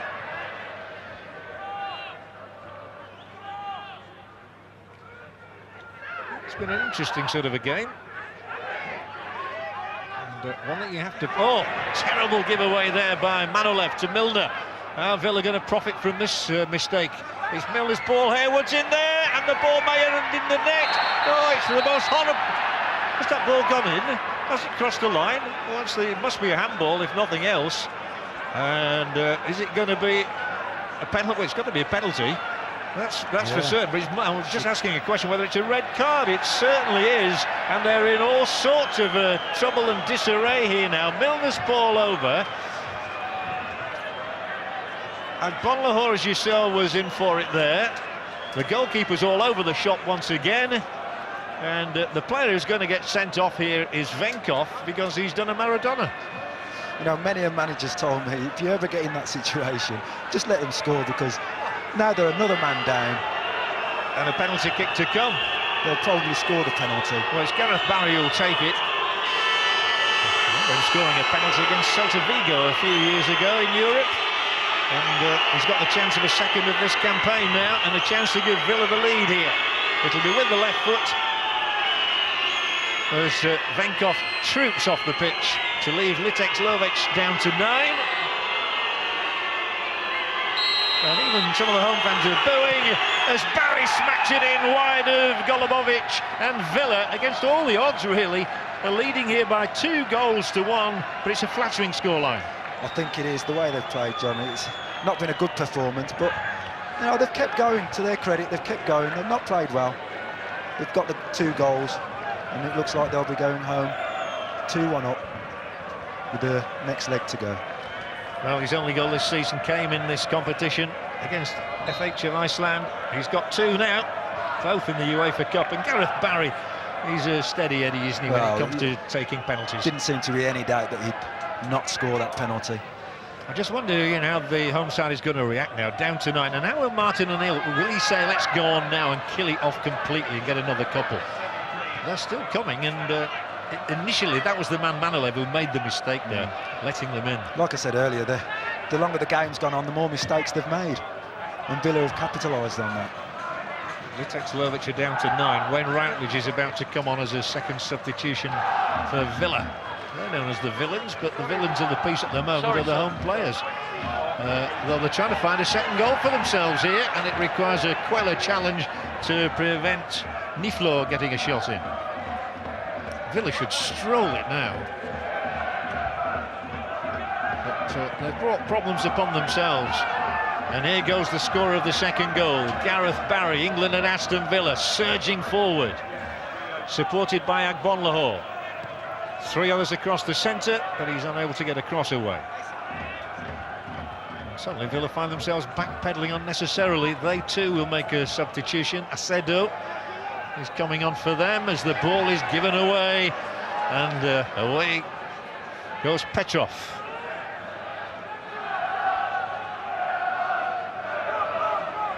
Luke Young up in support. Well, the third goal, I think, really would silence the home fans. And Stiliyan Petrov, probing, as always, picks out Milner, who was crucial to that goal, of course. He's given offside, and so we'll have the substitutions. First of all, for Villa, Wayne Routledge coming on to replace Reo-Coker. Well, he's a wide player, is Wayne Routledge. Formed at Palace and Tottenham, of course. He played in the game at Odense. So Reo-Coker's done a good job because he got the goal crucially just before half-time, and he's had a good second half as well. And here is the home change, which will see the introduction of 21-year-old French player Jérémy Acedo and the withdrawal of Niflor.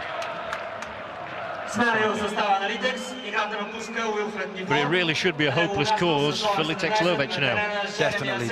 I think the planning behind bringing Routledge on is just to stretch them and keep the ball, get it wide, get some more crosses in, and just to kill the game. Routledge and Milner operating down the flanks. You can probably hear a ripple of very muted applause for the withdrawn Niflor. But it all looked so promising for Lovech beforehand, didn't it? And you thought, yeah, they look a decent side, but now they look bedraggled, 2 players sent off. Looks a lost cause for them. Ian, you look back to the 45th minute. What a crucial minute it was. They should have gone 2-0 ahead. It was the man who's just been withdrawn, Niflor, who had the chance. Instead of which, Villa went in 1 apiece, scoring within about 30 seconds of that opportunity. And now you can sense the home crowd is really deflated. The atmosphere has gone absolutely dead, even up on the hillside.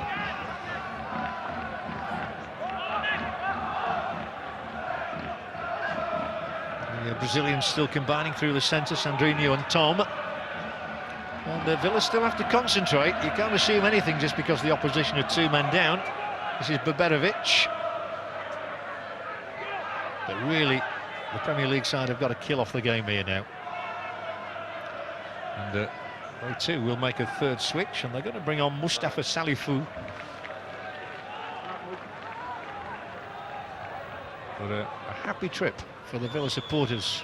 Not many of them here in Bulgaria. But as long as they go on and win the game, they will return very happy to the Midlands. And Bonlahor. Milner. I don't think Barry realised there he was onside.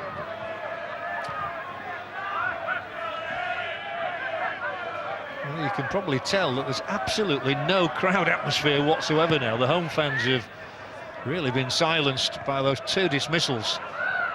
They need something desperately to lift them.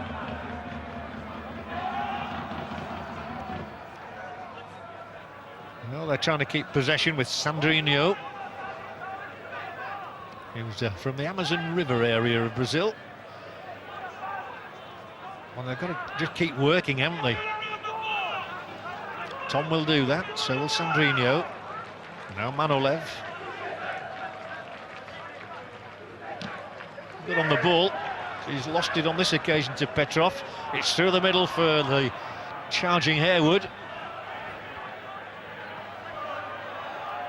Poor old Salifou can't get on. He's desperate to do so. He's jigging up and down on the touchline, keeping himself warm. It's got a little bit cooler here now, but it's been a very pleasant day, I have to say, in Lovech. My first time here, Ian. Is it yours? Yes, mine as well. Mine as well. You can just see the Lovech manager having a go at Manolev because he's had a torrid second half, hasn't he? Certainly has. Shuri does a good job. Oh, except he's poked the ball back, and he almost gifted it to Sandrinho there. Got away with that a little bit, did Nicky Shuri? Sometimes it can creep in, can't it? The other side's down to 9 men. You think it's going to be easy, and you just get that little bit sloppy. Taking Gareth Barry off here. I think he's just saving some legs now, Martin O'Neill. Not being a brilliant game by Gareth Barry's standards, but he's put some good work in. And he's got another goal for the club as well. last man to complete 300 Premier League games, Gareth Barry. But he's replaced by somebody, I'll be honest, I've never seen, Mustafa Salifao. Played in the World Cup for Togo 2 years ago in Germany. He just had 4 substitute appearances for Villa last season. Have you seen him at all, Ian? Yeah, once or twice I've watched him in the reserves, and yeah, he's a good ball player. He just sits in the centre of midfield. Him and Stiliyan Petrov will just hold that midfield now, supply Milner and Routledge and let them go forward. But they'll be looking to kill the game off now. From Martin O'Neill's point of view, the game's done and dusted. What a professional you are watching Aston Villa reserves. I'm very impressed by that. What do you do in your spare time? Not a lot. Both working from the sound of it. It's Litex Lovech 1, Aston Villa 2. Scoreline, we didn't think we'd be saying just before half-time. Anyway, that's the way it is here. So a good start to our triple header on 5 as things stand. Don't forget to come on the games at Fratton Park. Portsmouth against Vitória Guimarães. And it's Goodison Park Everton against Standard Liège. This might be a booking. It is, it's Petrov. First yellow card of the day for Villa. So a foul on the substitute, Acedo. And, he is booed by the Bulgarian supporters. That can't happen very often. I think the referee's just done that to get some atmosphere going.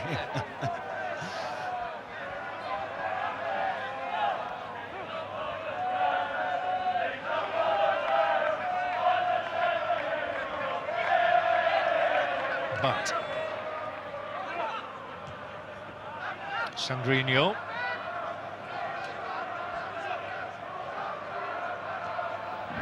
Sandrinho managed to find Tom. They've both got Bulgarian passports nowadays, those two Brazilians. But the momentum really has gone, the sting's gone completely from the home side's challenge here. They're deflated, obviously. It's a shame that the 2 players have got sent off, because they're more than holding their own, Lovech, and they're giving Villa a really tough test. I really think they started without 2 other players who'd had red cards as well. Maybe it says a little bit about the way they play.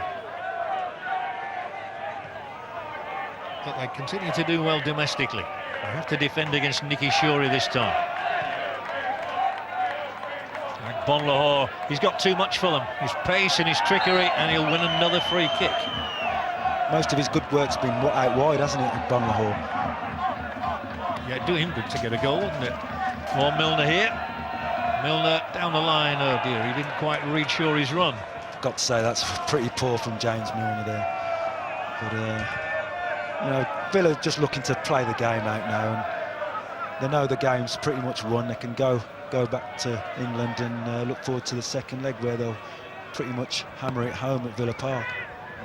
Well, you'd think so, especially as Litex Lovech will be without those 2 players sent off today. Through the middle they go, looking for a 3rd goal. There was a time, of course, when Villa were playing the likes of Barcelona and Inter Milan in European competition. A great win of the ball from Petrov. He's got Bonlahor up with him. Petrov slides it through for Harewood. It should be 3 here. Oh, and the goalkeeper's managed to dive on the ball. And Marlon Harewood couldn't finish things off. He had a decision to make there, Petrov. He could have gone left to Bonlahor or right to Harewood, and he chose Harewood. Kind of scuffed it with his left foot. They really have got a bit sloppy, the home side. There was a terrible giveaway of the ball by Sandrinho there, which went unpunished. On the other hand, when Tom has it, anything might happen. He's good to watch. He's very good to watch. And is that a free kick? No, it is not. Good decision from the referee, not in the opinion of the locals, of course. As Popov went down, the ref shook his head. The ball is switched very swiftly. Crossfield here. Bonlahor's on his way again. And Villa might just get a... No, it's a goal kick. They're not going to get a corner. There haven't been any corners in this game at all. Very few set pieces. Of course, the home side scored from one. It's been that sort of a match. It did look like a free kick, didn't it? But the referee didn't give it. It's been quite an easy game for the referee, really. There's been no major conflict between the players.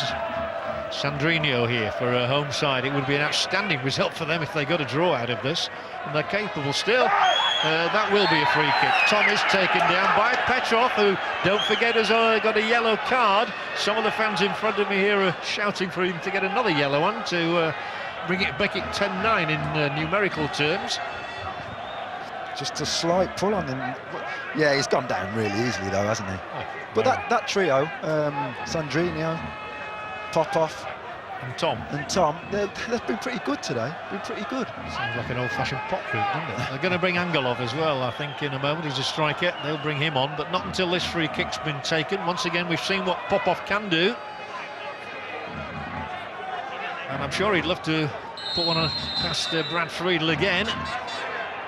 He's going for an assist on this, however. Headed away, only to Sandrinho, who's too high with his shooting. And Angelov will come on, the last of the day's substitutions made by Litex Lovech.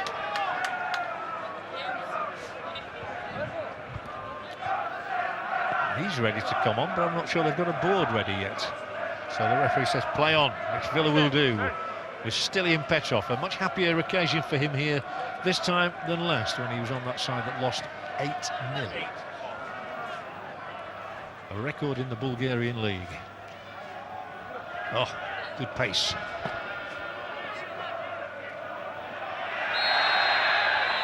And the free kick goes against Ratledge. And there we have it. It's Tom off.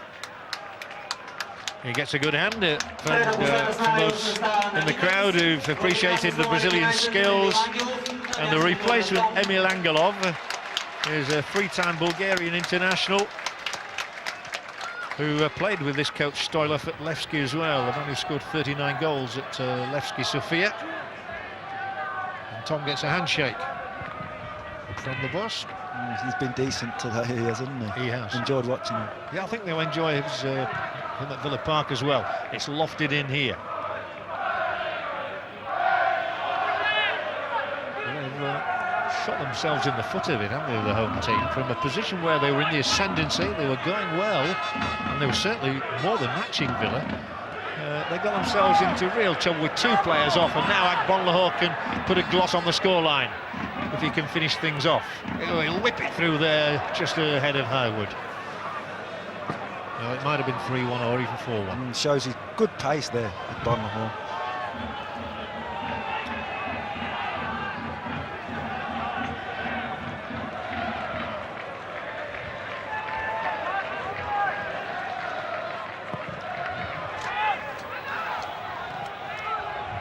The game turned undoubtedly in that 45th minute, a crucial minute in which Niflo missed when he was already round Brad Friedel, and Villa scored through Reo-Coker. This is James Milner. One goes against Villa. And that's a free kick against that man Petrov again. He's running the gauntlet at the moment. And he might not say anything to the referee. I don't think he will, though. He's not that sort of a player. At all.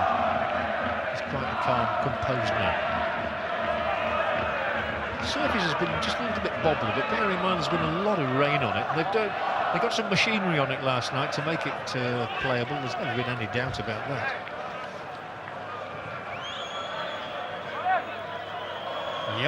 Luke Young, that is, for Villa. No Ashley Young, so they've managed to cover the loss of Carew and Ashley Young today of Villa.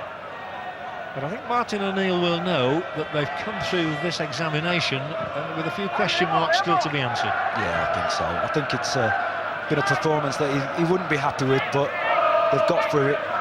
Here goes Milner.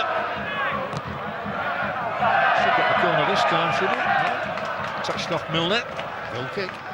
Yeah, they've got through the game with a win, and you just move on and look forward to the big game that they've got against West Bromwich Albion on Sunday. I think Randy Lerner's away on other business in the United States, the Verona, and his other sporting interest. But he'll be happy with the scoreline when it gets to him. And Milner surely was taken down there. Now this is the area from which Litex got their goal. Who's going to take this for Villa? I think James Milner will get on this. maybe whip it in just like they did for their first goal. Well, I'll tell you, it cut up. There's a mole under there, It's like isn't a there? wig. Yeah. Goodness me, that was a divot. It's like after one of my 9-irons. So, Milner and Petrov here for Aston Villa, leading 2-1 in Bulgaria against Litex Lovech. It's a good scoreline, which could be improved. And Milner will go for an assist with Petrov and with Shuri, and they've got it all wrong. It works on the training ground sometimes, but it certainly doesn't work here. I think that sums Villa's game up, to be honest. I think it was pretty telegraphed as well, to be honest. But it's pretty poor from Stiliyan Petrov, too much weight on the pass. Well, they've had a test, there's no doubt about that. They might have had a few more goals. The home side has started to really make mistakes, but again, Petrov can't capitalise. To be honest, playing against 9 men, they should have had at least one more goal, I fancy. Handball has played it back. Sandrinho has taken it on. We've liked the Brazilians in the home side. There is one of them again, Sandrinho once more. Cross for Bat. And that's typical of the way things have gone away from the home side. That's a weak attempted pass, and Haywood can't get through onto that one. No blame attached to him either. The ball has been conceded very cheaply. There are going to be 3 extra minutes. The fourth official just singling that, Mr. Labropoulos. That's a name I can say.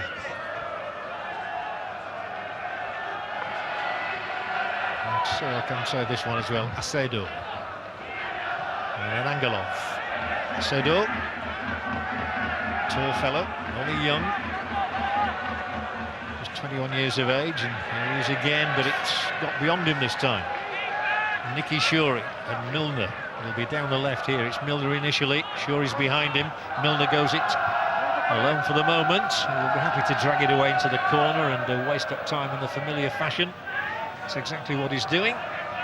Shuri will dink a ball in there for Haywood. And Bonlahor, it's Bonlahor first. Bringing his man in. And fouling him. Well, we really are playing out the time here now, with Villa just content to keep possession as long as they can, and 2-1 will sound very nice. It'll look very nice in the papers in the morning as well, but it doesn't tell half a story.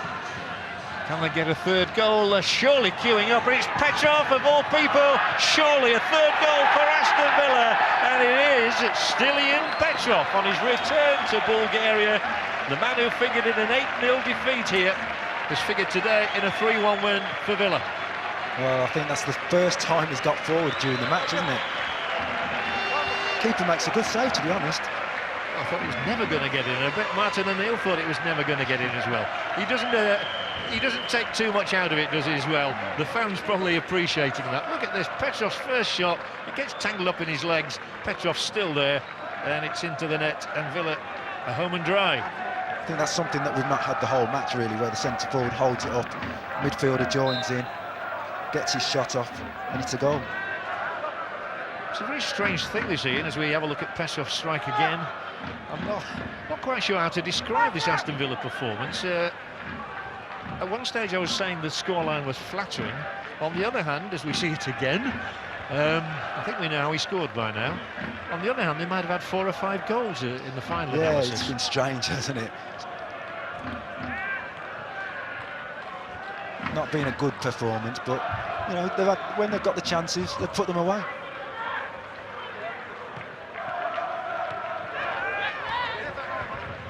Sure, you figured in that move. Milner has as well, but when it's 11 against 9, everybody can figure in moves. And, we're almost there. But, for Stiliyan Petrov, a very happy return to his native country, and Litex Lovech are going to have all on at Villa Park.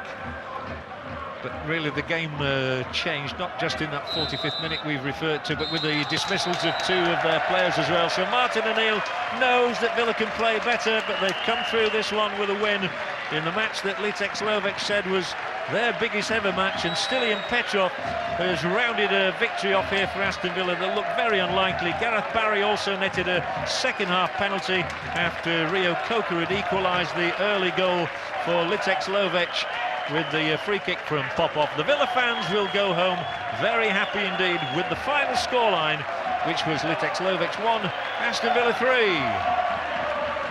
Thanks, guys. One match down, 2 to go. It's 3 end of 5 today. Next up, it's Victoria Guimaraes to become the first ever team to travel to Portsmouth in main European competition. I'm telling you, it is party time in Pompey.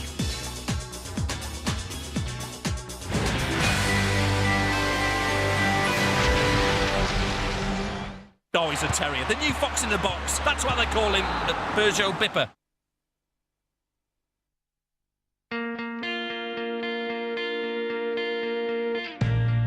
Can you imagine when this race is run? Turn our golden faces into the sun. Forever young, I wanna be forever young. Do you really wanna live forever? Forever, forever. In this ad break, you could go to the loo, make a cuppa, or save your family from dying. Pull your finger out. Test your smoke alarm.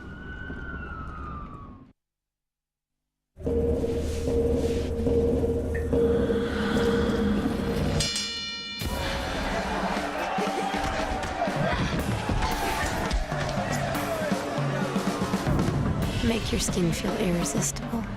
Skin Contact. New hydrating shower gels from Lynx.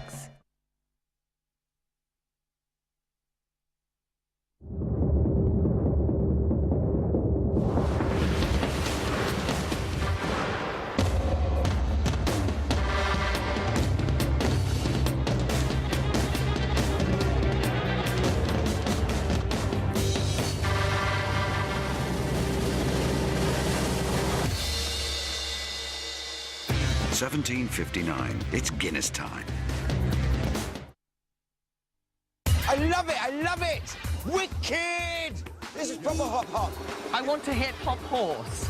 A hip-hop horse? Get to work, Harry. Gold chains with a gangster walk. Voila! A hip-hop horse. Where's the singing? Drop it! 1 to the 2 to the 3 to the 4 on a hit or horse. Go Marcus. I love the lyrics. Go Marcus. I love the way he says my name. Go Marcus. Go Marcus. Go Marcus. You can take the first step towards a new career or a whole new you today. The Open University offers more than 500 inspiring ways for you to reinvent yourself, and you'll get all the support you need to become anything you want to be. So go on, call or click now, and open doors. This season, Setanta has 46 Barclays Premier League matches, exclusively live. Contenders versus hopefuls. And then we've got the FA Cup. David versus Goliath. We've got the England home friendlies. And only we've got all the crucial away World Cup qualifiers. Fabio versus fate. It's having all this versus not having it. Subscribe now at setanta.com.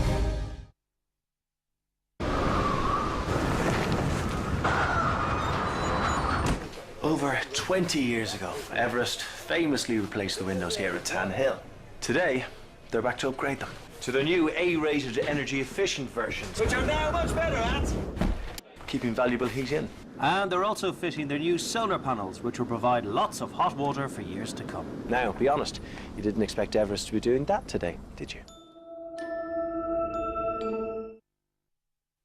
When do you want to find out that your smoke alarm doesn't work? Now or later, when you're trapped in a fire? Go on, pull your finger out.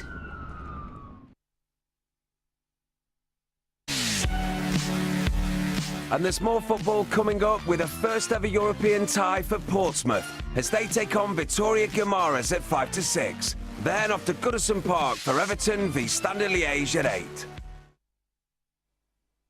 Oh, well, there's only one thing you want more than Peugeot Boxer in the middle. Another one!